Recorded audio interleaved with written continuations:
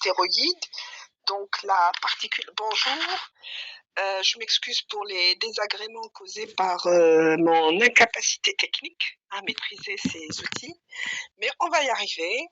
Donc nous avons vu la dernière fois sur la particularité des hormones stéroïdiennes. Elles sont toutes composées d'un seul noyau stérane, c'est leur point commun, et leur différence est au niveau de leur composition sur sur les axes latéraux, les radicaux latéraux qui composent ce noyau stérane. Nous avons vu qu'il y avait une filiation, c'est très important, c'est une question d'examen, mais vous allez voir l'importance en pathologie qu'on va voir cet après-midi. On a de C21, c'est-à-dire C21, on a C19, donc la testostérone, C18 le stradiol, et C21 c'est cortisol, aldostérone et la vitamine D. Mais on ne va pas étudier la vitamine D aujourd'hui. Alors, nous avons vu la dernière fois que les hormones stéroïdiennes sont de nature lipidique, et comme elles sont de nature lipidique, on avait vu dans le cours hormones généralité qu'elles ont besoin de transporteurs, n'est-ce pas? Ces transporteurs, on a vu la dernière fois qu'ils étaient de nature protéinique, mais ce qui est intéressant, c'est qu'il y a des transporteurs spécifiques et des transporteurs non spécifiques. D'un autre côté, ils sont soumis à une régulation que nous allons voir aujourd'hui. Nous avons vu dans le cours hormones généralité qu'il y avait cette équation hormone plus protéine avec un certain Ka, c'est-à-dire qui va définir son affinité pour construire un bloc hormone protéine transport. Et qu'on a vu que plus le Ka augmentait, plus l'affinité diminuait et inversement. Ceci est intéressant, pourquoi? Parce que plus l'affinité augmente, c'est-à-dire que c'est une protéine qui est spécifique. Donc le Ka va diminuer, donc la dissociation va être diminuée. Ainsi donc, nous avons des formes libres, mais en toute petite quantité, et il faut savoir que c'est la forme libre qui est, elle, active. Mais on l'avait vu pour le cours des hormones thyroïdiennes. La forme liée, elle, c'est la plus grande quantité. À titre de rappel, on a vu que la forme transportée, non seulement elle sort pour le transport, mais elle la protège des modifications biochimiques qu'elle peut avoir en cours de chemin et que c'est aussi une forme de réserve. Nous avons des transporteurs non spécifiques dans le cas des hormones stéroïdes, c'est l'albumine, et les transporteurs spécifiques, et on avait vu CBG ou transcortine, SHBG ou TEBG, qui s'appelle le sex binding, le sex, pardon, excusez-moi, sex binding globulin, comme vous voyez ici, on l'appelle aussi TEBG, testostérone binding globulin. Question d'examen. Donc ça, c'est des questions d'examen. Donc au fur et à mesure, je vous dis. Alors, ici, donc, c'est bon, vous voyez. Je vous ai rajouté ce tableau, pourquoi? Parce qu'il vous permet de voir un peu les affinités. Et donc, qu'est-ce qu'on a dit? On a des formes liées et des formes libres. Vous m'entendez? Le cortisol, le corticostérone, la 11-désoxycortisol, plus la famille, ça c'est la famille des glucocorticoïdes. On a la progestérone. Et quand j'ai commencé le cours, j'ai commencé par un rappel de l'affiliation, C21, n'est-ce pas? Head ou Camel, c'est des C21. Et donc, ils vont avoir une grande affinité avec le CBG, n'est-ce pas? Ils vont se lier à l'albumine, mais avec une faible affinité, c'est pour ça qu'il y a une croix. Et bien sûr, toutes ces hormones, il y a une croix en forme libre. C'est une question d'examen. Progestérone, elle a une affinité au CBG, mais une moins grande affinité au CBG qu'au dérivé du cortisol. à titre de rappel, je répète chaque fois, progestérone, cortisol, corticostérone, 11-désoxycortisol, ce sont des C21. Pardon, excusez-moi. Après, nous avons la testostérone. Testostérone, on a vu que c'est C19.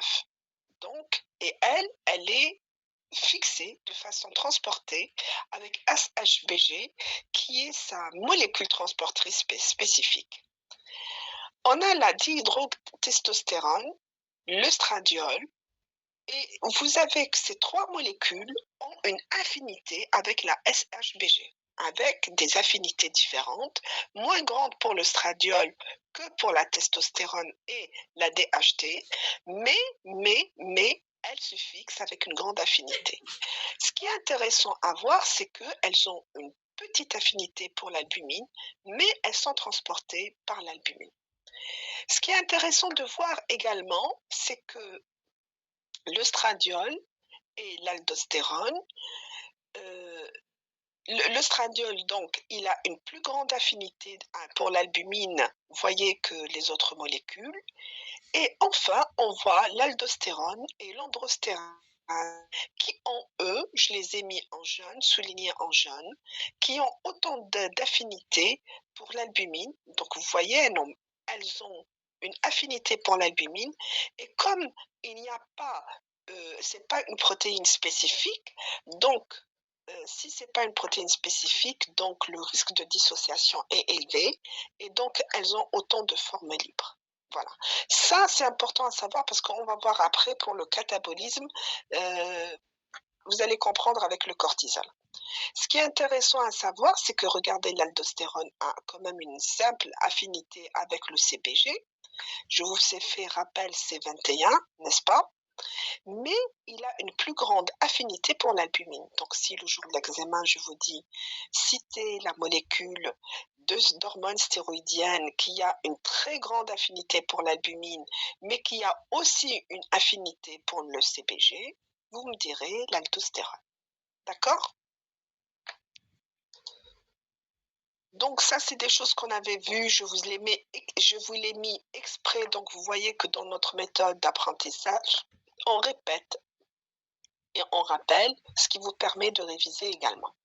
Donc, c'est ce que je vous ai dit, non spécifique, une faible affinité, spécifique, une forte affinité, donc une faible capacité de dissociation. Ce qui est intéressant à savoir, c'est que cette force d'attraction de la protéine transportrice et de l'hormone stéroïdienne, eh bien, c'est un facteur important dans le métabolisme de l'hormone stéroïdienne. Les hormones stéroïdiennes liées à la CBG ou à la SHBG sont des formes liées et du coup, les formes libres, elles représentent moins de 10%. La production contre la détoxication hépatique, la demi-vie est de quelques heures. Elles sont sulfo- et glucoroconjuguées en faible proportion dans l'ensemble des hormones circulantes. Quant aux hormones stéroïdiennes qui sont liées à l'albumine, elles sont en forme liée. Leur forme libre présente 50%, donc c'est une forte proportion. Leur demi-vie est courte, 30 minutes. Elles sont sulfo- et glucoroconjuguées, donc la majorité par rapport à l'ensemble des hormones circulantes. Et regardez ici le tableau que je vous ai montré. D'accord?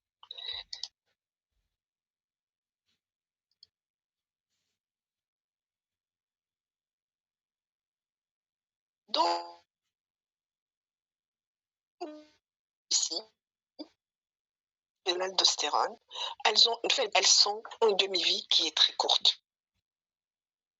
Donc, ce transport par rapport, est-ce que si on se résume, donc la liaison par rapport à la protéine vectrice spécifique, elle n'a pas une protéine aldostérone, une protéine vectrice spécifique, mais elle peut se fixer, alors il est où le tableau? Elle peut se fixer au CBG, mais essentiellement à l'albumine. Ça, c'est une information qui est très importante parce qu'elle a un impact sur la demi-vie et donc aussi sur la concentration des formes libres. La testostérone, c'est essentiellement la SHBG. le cortisol, le CBG, l'œstrogène, la SHBG, progestérone, la CBG. Mais je vous donne aussi une astuce. Qu'est-ce que je vous ai dit?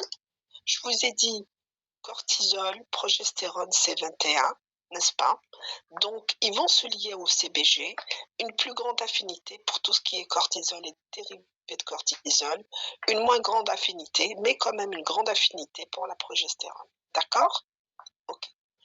Vous remarquez que la progestérone, elle a une affinité pour la CBG, mais aussi elle a une grande affinité pour l'albumine. On verra l'impact tout à l'heure. Bien. Donc, c'est ce que je vous disais, c'est les affinités par rapport au CBG ou au SHBG. Ce qui est intéressant, pourquoi je vous ai dit elles sont soumises à régulation. La CBG est un transporteur spécifique du cortisol. Il est synthétisé dans le foie. Sa concentration sérique est de 30 mg par litre et sa synthèse est soumise à régulation hormonale. On s'explique. Sa synthèse est stimulée par les oestrogènes et les hormones thyroïdiennes. On avait vu les hormones thyroïdiennes la dernière fois. Il est inhibé par les androgènes et le cortisol. Il transporte quoi? On a vu le tableau, le cortisol, corticostérone, la progestérone, 17-hydroxyprogestérone et aussi l'aldostérone. Juste pour rappel, on va revoir le tableau, je vous ai fait une synthèse dans le tableau ici. Donc la CBG, elle va transporter tout ce qui est C21, d'accord, avec des affinités variables, n'est-ce pas? Elle est synthétisée par le foie. Sa synthèse, pardon,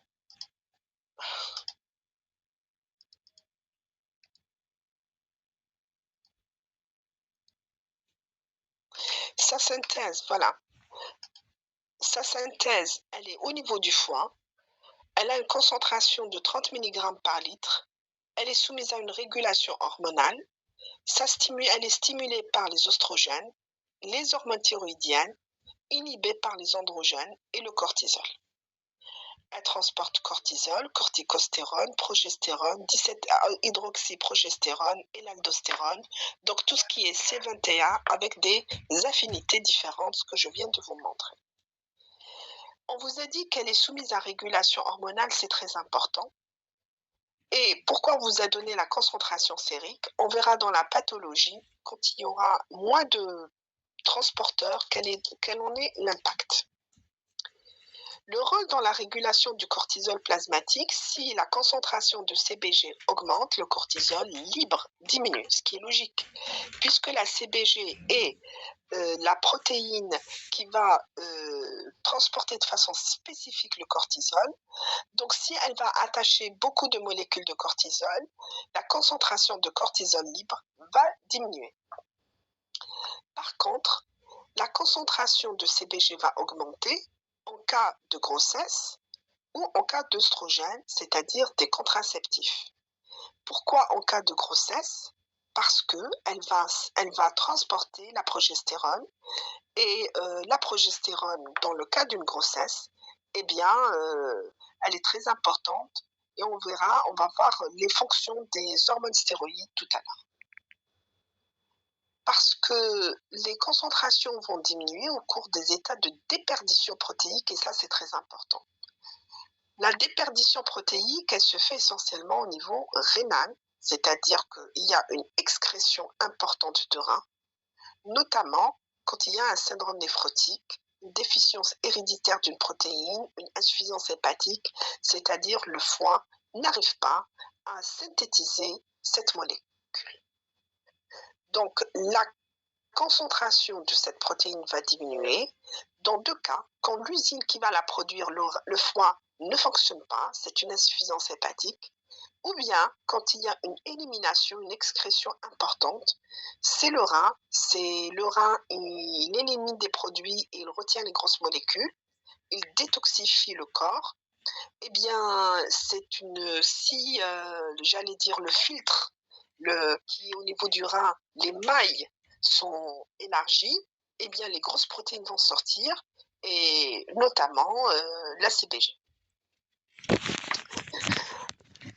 Pardon. Les gonadostéroïdes, leur transport. Alors, on avait vu que c'était la SHBG ou la TEBG. Et on avait vu qu'elle liait fortement, par ordre décroissant d'affinité, la DHT, la testostérone et le stradiol. Mais qu'elle liait faiblement la DHEA, la delta-4-androstenedione et la progestérone. Moi, je ne poserai pas de questions en termes d'affinité pour cette question. Ce que je voudrais, mon objectif, c'est que vous sachiez que, en tant que praticien, parce que nous formons des médecins, que la SHPG est spécifique aux hormones qui sont sexuelles, qu'elle fixe de façon avec une affinité variable, plus la testostérone et la DHT, moins le stradiol. C'est-à-dire que l'affinité de l'œstradiol pour la SHBG est inférieure à la celle de la testostérone et de la DHT. Je n'irai pas dans ce grain de détail, mais mon objectif est là.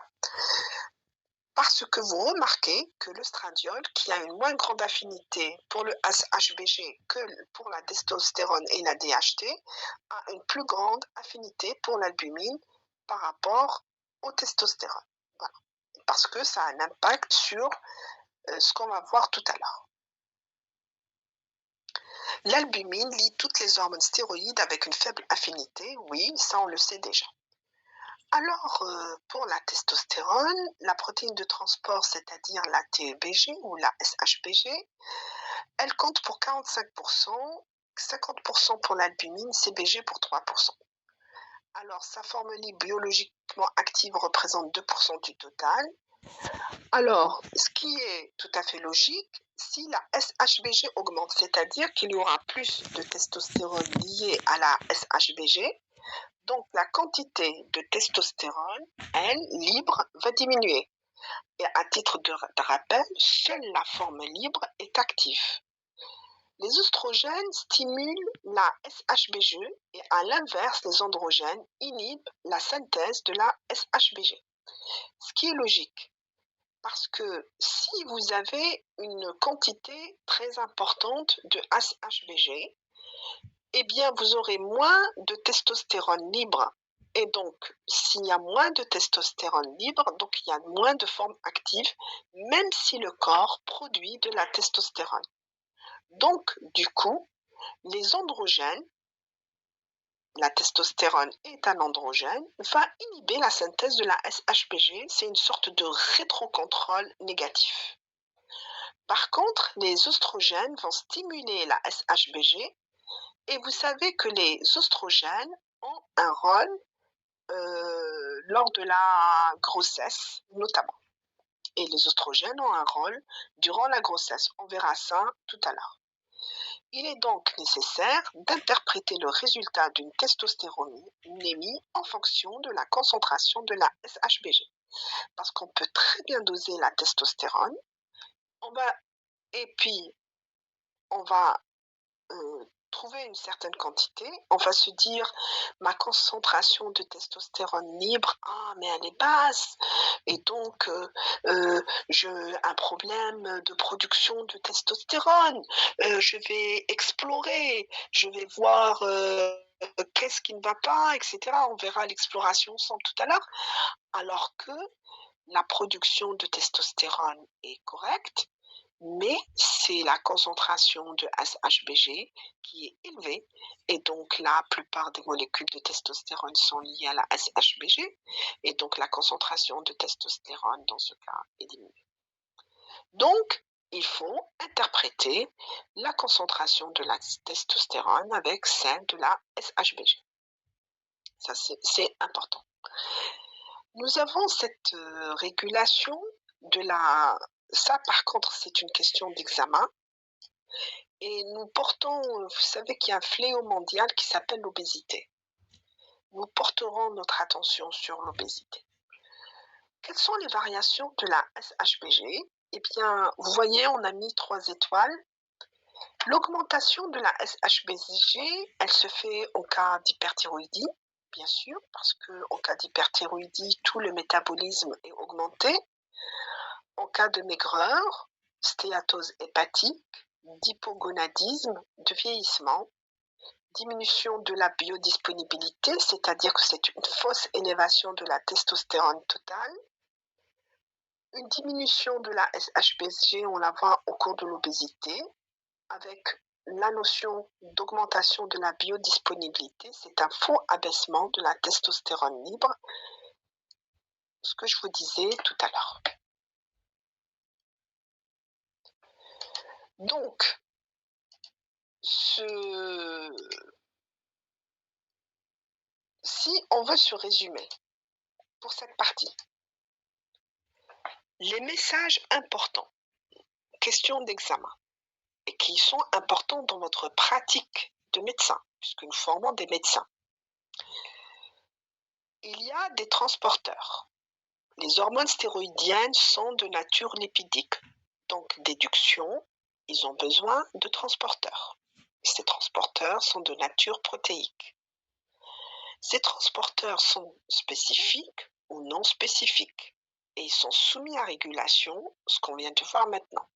3 notions importantes. Rappel, hormone généralité. Plus l'affinité augmente, plus le K1 diminue, c'est-à-dire la dissociation va diminuer. Nous avons des formes libres. La forme libre existe en très petite quantité, mais c'est la forme active. Rappel, hormone généralité. Pardon, excusez-moi. La forme liée, qui a une plus grande quantité, transport, la protection contre les modifications biochimiques, et ça peut être une réserve d'hormones. Ces transporteurs sont non spécifiques, l'albumine, mais des transporteurs spécifiques, CBG ou transcortine, cortisol binding protein globulin, la SHBG ou TEBG qui est sex binding globulin. Voilà les 2 informations importantes. Ce tableau, à mon sens, je l'ai pris de Monsieur Doré, donc je vous mets moi au fur et à mesure les références. Vous retenez, vous mettez votre tableau, vous avez la forme liée et la forme libre. La forme liée, vous avez les deux protéines spécifiques, CBG et SHBG, et vous avez l'albumine. Et donc, qu'est-ce que vous remarquez déjà? Ce K1, et vous voyez ce K1, les chiffres du K1, plus on augmente, vous voyez, regardez, c'est pour ça que je vous ai fait ce rappel. Le K1, vous voyez? C'est pas pour rien que je vous fais des rappels. Ce K1, vous le remarquez, il est là, et remarquez les chiffres. Hein? On est bien d'accord. Et vous avez les C1. Les C1 sont liés à la CBG avec des affinités variables. Ce qui est sûr, c'est que la progestérone, elle a 2 croix, l'aldostérone, elle a 1 croix, mais le cortisol et les dérivés du cortisol, c'est 4 croix. Deuxièmement, le cortisol et ses dérivés s'accrochent à l'albumine, mais avec une affinité moins importante. Leur forme libre, elle est en faible quantité. Deuxièmement, la progestérone va se lier à la CBG, mais elle va se lier en grande affinité avec l'albumine. Troisièmement, l'aldostérone va se fixer à la CBG, c'est une C21, n'est-ce pas? Je vous ai fait un rappel de l'affiliation tout à l'heure, c'est pas exprès, c'est fait exprès, pardon. Et donc, nous avons l'albumine qui, elle se lie avec l'albumine avec une forte affinité. Or, qu'est-ce qu'on a vu ici? Ici. C'est du bon sens. Si elle se lie avec une forte affinité, elle se lie beaucoup avec une albumine pour laquelle elle a une faible affinité, eh bien, forcément, il est où le tableau? Forcément, il va y avoir une grande quantité de formes libres. C'est du bon sens. D'accord? La même chose pour l'androstenediol, la même chose. Donc, tout ça, vous pouvez, moi, je vous invite à reprendre ce tableau, à le faire vous-même, c'est-à-dire que vous effacez tout ce qui est à l'intérieur, et en reprenant sur cette base-là de connaissances, vous allez remplir vous-même ce tableau, c'est-à-dire avec du bon sens.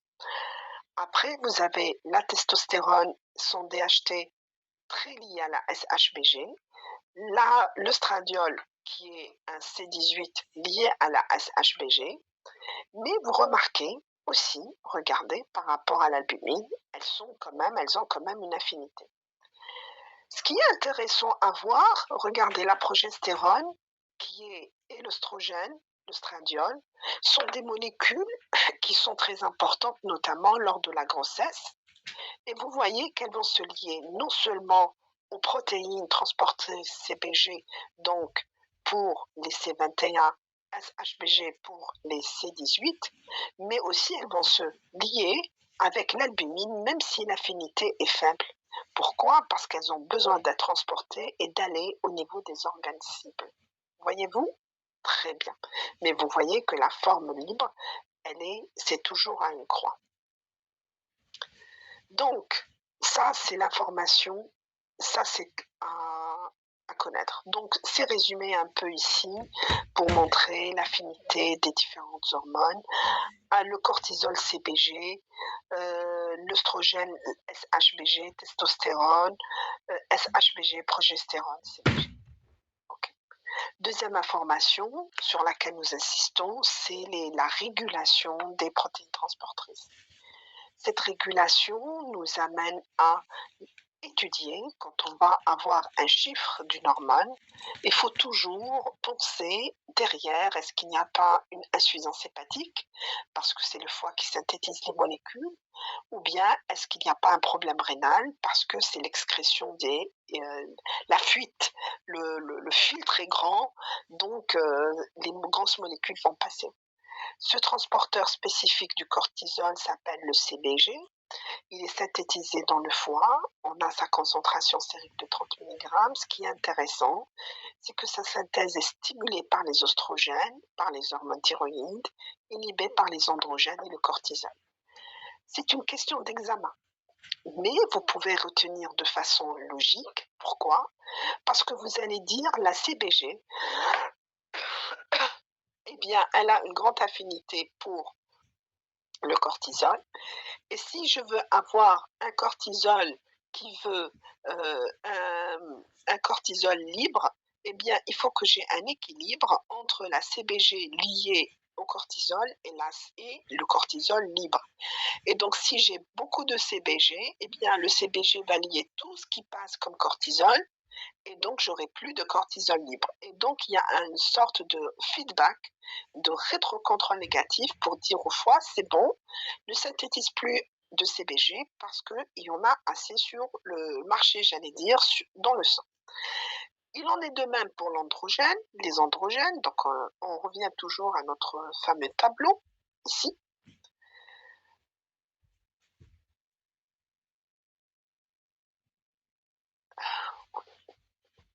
D'accord, mais là.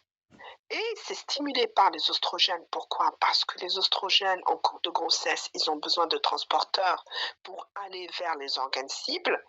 Et c'est synthétisé, stimulé par les hormones thyroïdiennes qui, elles, vont stimuler tout le fonctionnement de l'organisme. Donc, j'essaie de vous donner des indications, des pistes pour retrouver l'information de façon logique et non juste fada par cœur. Ce qui est intéressant, donc, si la CBG augmente, le taux de cortisol libre va diminuer, ça c'est clair. La concentration de CBG augmente en cas de grossesse, normal. Pourquoi? Parce qu'on a vu que les oestrogènes vont augmenter la synthèse ici. Les oestrogènes vont augmenter la synthèse de la CBG, donc sa concentration augmente en cas de grossesse, en cas d'œstrogène, d'œstroprogestatif, de contraception à type d'œstrogène. Sa concentration va diminuer dans le cas où l'usine, le foie ne fonctionne pas, donc c'est une insuffisance hépatique, ou bien quand il y a une élimination importante au niveau du rein, par exemple au cours d'un syndrome néphrotique. Les SHBG, on a vu moi, ma question, elle ne portera pas sur les variations, mais elle portera essentiellement sur la testostérone et la DHT pour la SHBG, moins pour le stradiol. C'est ça ma question. Très bien.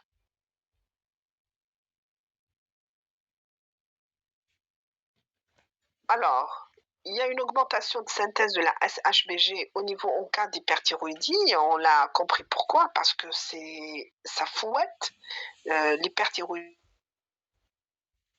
dire tout le métabolisme de l'organisme.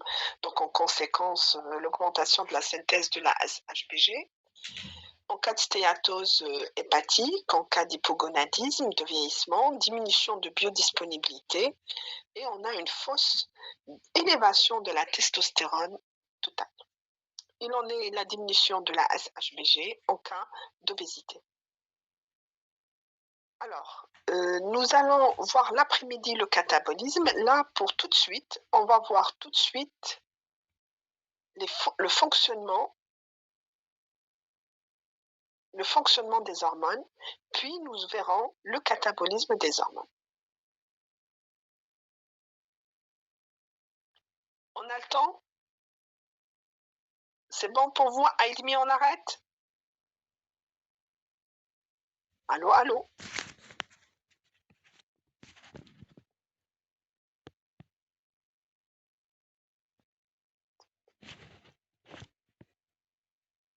Vous m'entendez?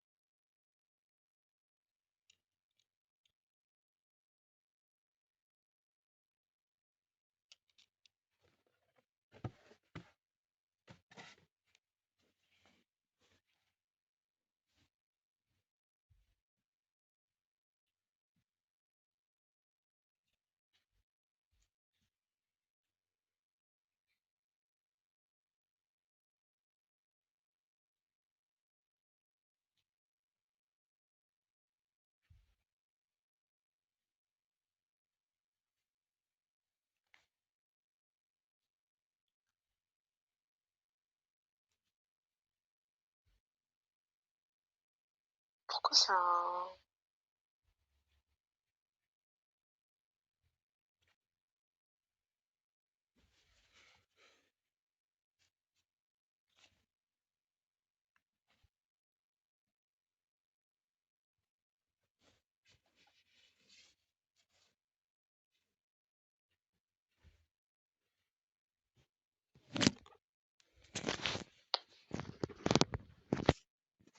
Bon, j'ai des... Nous allons voir les hormones, les fonctions des hormones thyroïdiennes. Vous voyez sur l'écran? Allô?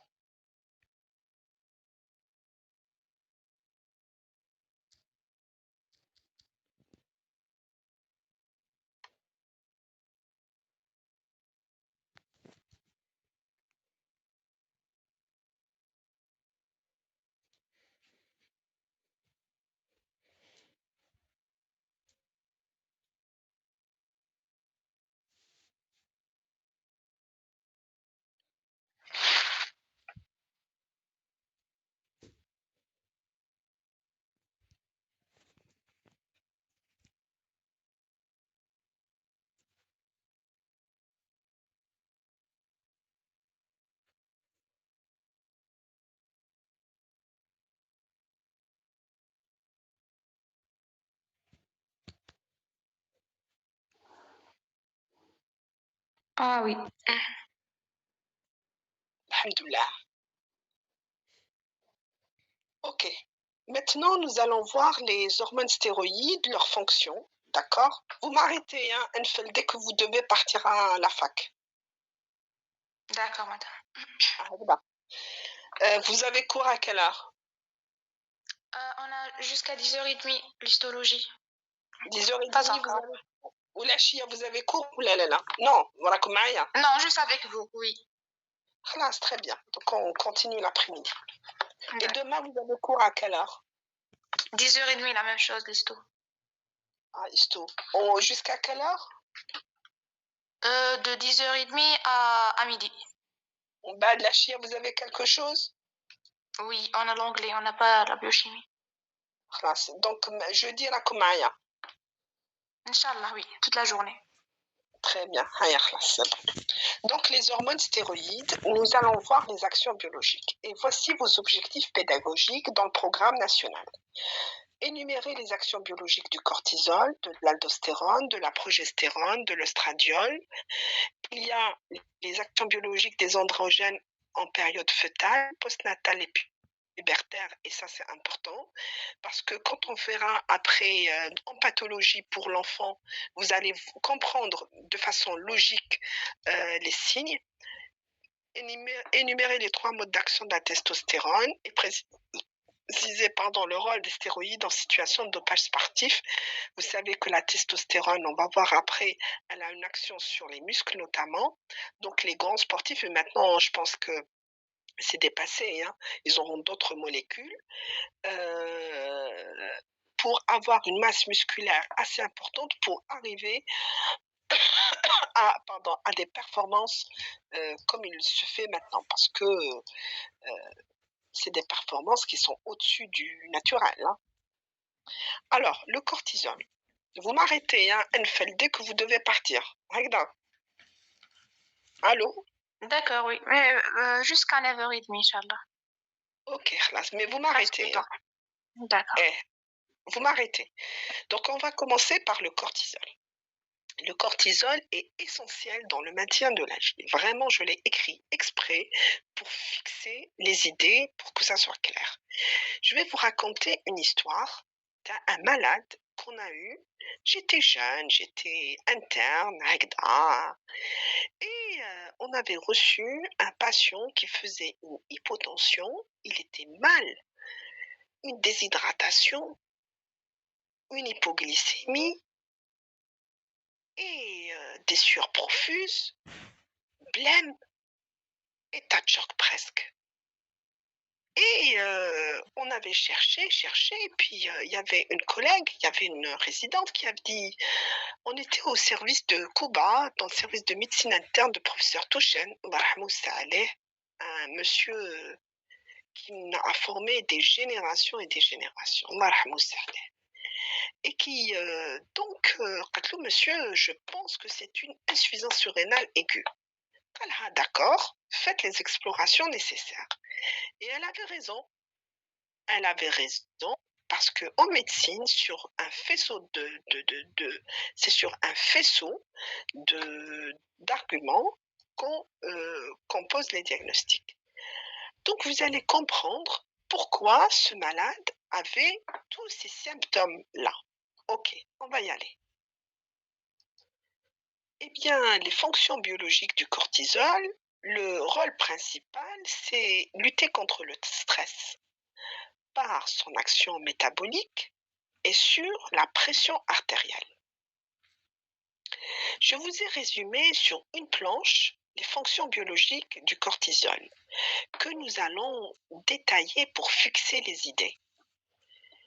Les actions, les autres rôles, c'est un mouvement de l'eau. Il freine la migration de l'eau vers l'intérieur des cellules et augmente l'excrétion par les reins. Nous allons voir ce rôle. Pourquoi? Parce que il va se fixer aussi sur les récepteurs de l'aldostérone et nous allons voir son importance quand on verra le catabolisme du cortisol cet après-midi. Il diminue l'absorption du calcium dans l'intestin et sa réabsorption par le rein. Donc, il a une place dans le bilan phosphocalcique. Il favorise la formation des globules rouges et des plaquettes dans la moelle osseuse. Donc, il a un impact au niveau de la moelle osseuse. Et quand vous allez faire l'hématopoïèse en hématologie, vous allez voir, et c'est très important de voir les lignées cellulaires. Qu'est-ce qui s'est passé l'année dernière et on a encore la Covid? Eh bien, on vérifiait la formule et notamment les globules blancs pour différentes raisons. Mais quand on mettait les patients sous corticoïdes, on avait une augmentation des globules blancs et on se disait, est-ce que c'est une surinfection ou un fouet, un effet secondaire de la prise de corticoïdes? Il fallait attendre un peu que ça rentre dans l'ordre. Donc, chaque fois, je vous raconte des petites histoires comme ça d'ordre pratique. Pourquoi? Pour fixer les idées, mais pour moi, j'estime que vous êtes des futurs praticiens, donc il faut comprendre tous les tenants et aboutissants.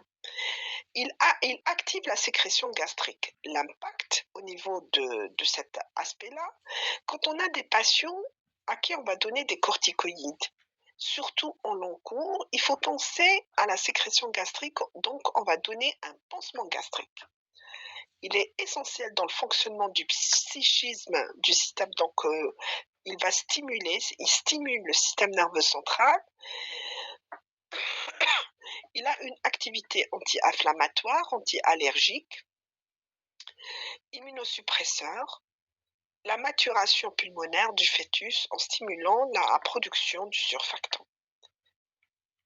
Alors, on va reprendre le métabolique pour comprendre ce qui se passe. Alors, la fonction biologique du cortisol, on a compris que son rôle principal, c'est... Ah oui, ce que j'ai oublié de vous dire ici. Et donc, la prise de cortisol favorise les infections. C'est pour ça que les patients qui sont sous corticoïdes, on fait très attention parce que le cortisol, vous allez le manipuler, vous allez manipuler les molécules dérivées du cortisol dans la pratique médicale, vous allez les prescrire. Quand on prescrit un médicament, il faut évaluer le risque. Est-ce que ça va lui être bénéfique? D'abord, est-ce qu'il y a une indication? Est-ce que ça va lui causer des problèmes? Est-ce que les problèmes, on peut les éviter en donnant, par exemple, en cas de sécrétion gastrique, le pansement gastrique, etc. Eh bien, quand on est ici, là, cette molécule, le cortisol, son rôle principal, c'est anti-stress, on va comprendre ce qui se passe. Et je vous marque chaque fois les références. Au niveau du métabolisme, vous voyez qu'elle a un effet au niveau du métabolisme des glucides, des protéines, des lipides, des acides nucléiques. Vous avez fait en première année, vous êtes en deuxième année, donc l'année dernière, c'est tout frais, le métabolisme des glucides, des protéines, des lipides et des acides nucléiques. Il a un effet anti-insuline parce qu'il pour préserver le glucose, voire les lipides, et une intensification de la gluconéogénèse. On a l'impression, je l'ai mis en italique parce que ce sont les phrases de Monsieur Doré, que le corps qu'est-ce qu'il veut? Il y a un sentiment de vouloir mieux armer l'organisme en termes d'énergie, tout en lui donnant une source supplémentaire d'acides aminés pour réparer les lésions. Je donne un exemple.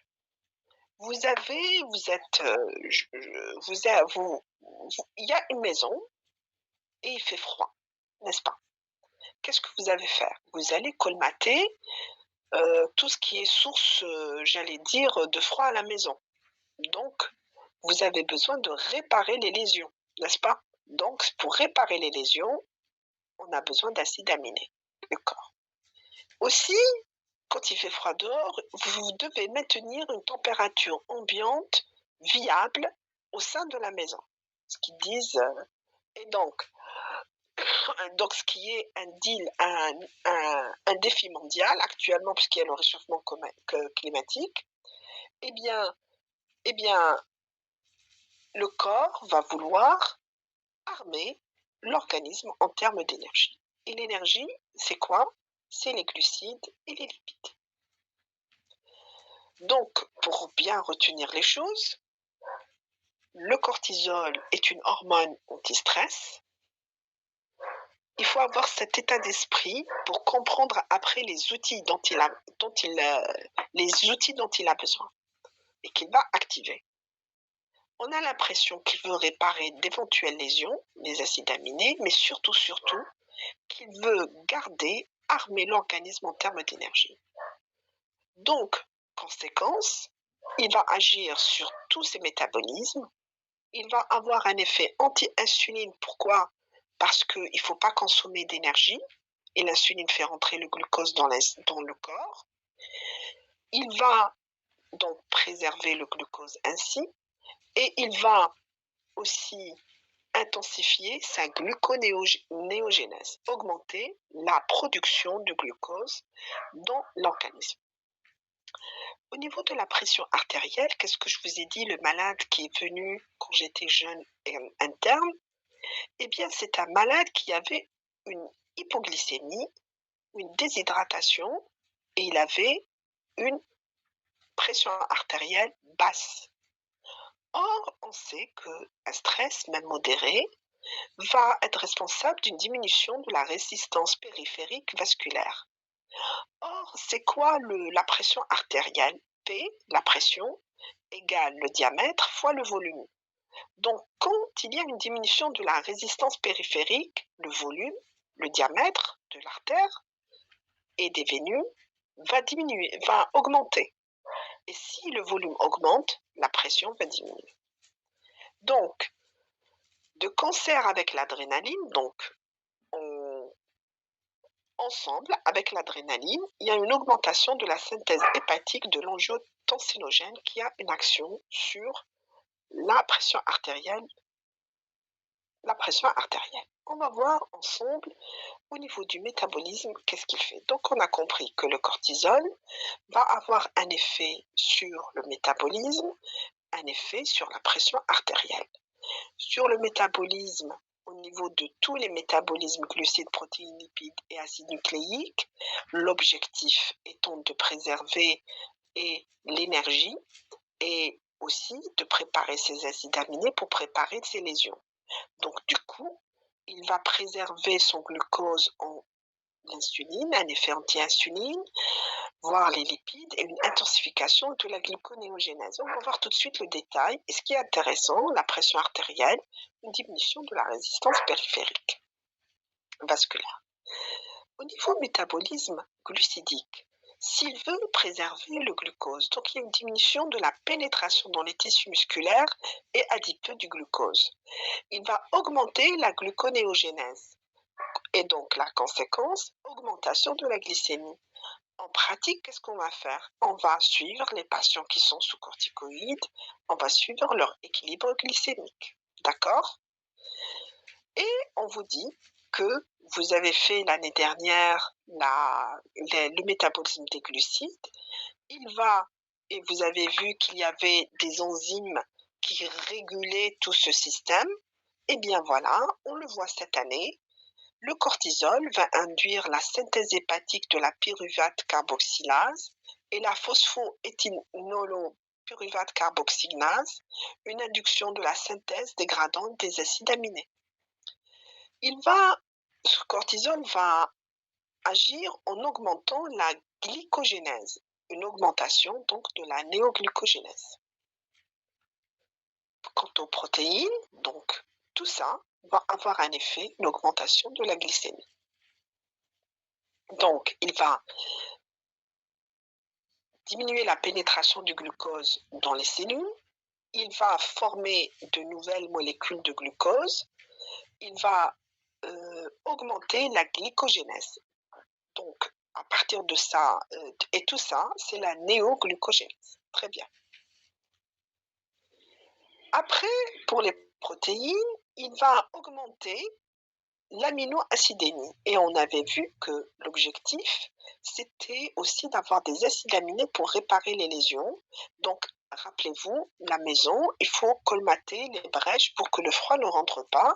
Et donc, on a besoin d'outils. Ces outils pour l'organisme, ce sont les acides aminés. Et donc, pour les acides aminés, ce sont les protéines. Il va diminuer l'entrée des acides aminés dans les cellules, dans les tissus périphériques. Il va probablement par action sur les transporteurs membranaires, diminution de la synthèse des protéines structurales et musculaires et une augmentation du catabolisme, donc augmentation entre autres de la synthèse du collagène, augmentation de l'urée. Donc la personne qui est sous corticoïde, il faut qu'on suive son urée parce qu'il y a un catabolisme. Et puis, sur le plan, j'allais dire, musculaire, il y a une fente musculaire et cet après-midi, on verra les pathologies.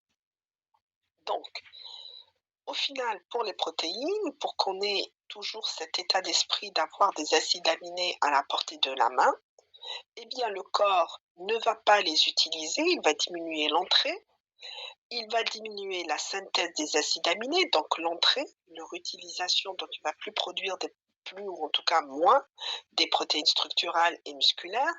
Il va augmenter le catabolisme des protéines pour mettre sur le marché, donc dans le sang, des acides aminés. En conséquence, en tant que praticien, vous allez suivre l'urée dans le sang de ces patients, mais aussi vous allez voir la fonte musculaire et on va voir cet après-midi. Au niveau des lipides, vous savez que les lipides sont une réserve d'énergie et on avait vu que le corps va armer l'organisme en termes d'énergie, l'exemple de la maison et du froid. Et donc, qu'est-ce qu'il va faire? Il va inhiber la lipolyse et de la lipogénèse, donc tissu adipeux. Il va augmenter la synthèse des lipoprotéines dans le foie. Et vous savez que les lipoprotéines, vous avez fait le métabolisme des lipides, vont permettre le transport des graisses. Donc, il y a ce qu'on appelle le cholestérol, va transporter le cholestérol via des apoprotéines qu'on appelle des ApoA et des ApoB et qui vont permettre de transporter le cholestérol du foie vers les organismes périphériques qu'on appelle donc à ce moment-là, cette fraction, on l'appelle VLDL, et des organismes périphériques vers le foie, qu'on a cette fraction, on l'appelle HDL. Eh bien, conséquence, eh bien, on aura une augmentation de la lipémie. Et donc, il faut qu'on suive nos patients qui sont sur le sous-corticoïdéal en cours. Il faut qu'on suive leur équilibre lipémique. Quant aux acides nucléiques, il y a une inhibition de la synthèse des acides nucléiques dans les tissus extra-hépatiques et une augmentation de la synthèse de l'ARN dans le foie. Eh bien, une augmentation de la synthèse de l'ARN dans le foie, pourquoi? Parce que c'est au niveau du foie qu'il va y avoir un ensemble de phénomènes, dont la néoglycogénèse, n'est-ce pas? Donc elle a besoin de la gluconéogénèse, donc elle a besoin de tous ces ARN, de tous ces outils pour pouvoir travailler. Au niveau des lipides, elle fait la synthèse, donc elle va augmenter la synthèse des lipoprotéines dans le foie. Donc il y a un ensemble d'activités métaboliques au niveau du foie qui sont nécessaires. Mais par contre, elle va diminuer la synthèse des acides nucléiques au niveau des organes périphériques parce qu'on est en situation de stress, de crise, et donc on n'a pas besoin de synthétiser au niveau périphérique. Tout ça pour vous dire que, est-ce que c'est clair, que l'effet du cortisol est un effet hyperglycémiant? Question d'examen. Question d'examen par quel mécanisme? En stimulant la dégradation des protéines et des acides aminés, c'est ce qu'on vient de voir. Il stimule la néoglucogénèse hépatique à partir des cataboliques des acides aminés, la stimulation de la glycogénolyse, de la glycogénèse et du stockage hépatique du glycogène, inhibition de la capture du glucose par un effet anti-insuline. Il a un effet donc pour le métabolisme lipidique, une augmentation des acides gras, donc par lipolyse, une redistribution des graisses. On verra cet après-midi ce qu'on appelle un effet cushingoïde. Un métabolisme sur les protéines, il est une protéolyse, donc attention à la fonte musculaire. Un métabolisme hydrominéral avec une réabsorption du sodium et une élimination de K+ et de H+, je vous ai dit, le patient était déshydraté. Et ça, pourquoi? Parce que le cortisol va se lier au récepteur de l'aldostérone au niveau du rein, des tubes distaux. Et donc, conséquence, eh bien, il va y avoir une élimination du potassium, donc un effet hypokaliémant. Attention, parce que l'hypokaliémie, à un moment donné, on a peur pour le cœur et pour le métabolisme cellulaire. Donc, il faut faire un ionogramme pour les patients qui sont sous corticoïdes, pour les suivre. L'action de minéralocorticoïdes, ce que je vous disais tout à l'heure, donc il y a un risque d'œdème, et une action diurétique sous l'action de l'ADH. Métabolisme phosphocalcique, alors ça, je vous en ai pas parlé tout à l'heure. L'os, il y a une décalcification. Pourquoi? Il y a une augmentation de la résorption osseuse et une diminution de l'absorption intestinale de calcium. Et donc pourquoi? Parce que le cortisol active les ostéoclastes. Ce sont des cellules chargées de la résorption de cellules osseuses. Cela induit aussi une hypercalcémie, mais le cortisol induit aussi une perte de potassium et de calcium dans les urines. L'effet global tendra vers une hypocalcémie. Les corticoïdes sont même indiqués dans le cas d'hypercalcémie liée à une hypervitamine D, puisque le cortisol est un antagoniste de la vitamine D. Donc, ce qu'on retient, c'est qu'il agit sur le métabolisme phosphocalcique, qu'il y a un risque, il y a un arrêt de croissance, risque d'arrêt de croissance si on donne des corticoïdes chez un enfant ou un adolescent. Alors, vous savez que c'est un âge où il y a une croissance. Il y a un risque d'ostéoporose, notamment chez les personnes adultes, une décalcification de l'os, et donc il y a un risque, si jamais la personne, elle chute, elle risque de faire des fractures, donc elle est plus fragilisée puisque son architecture est fragilisée.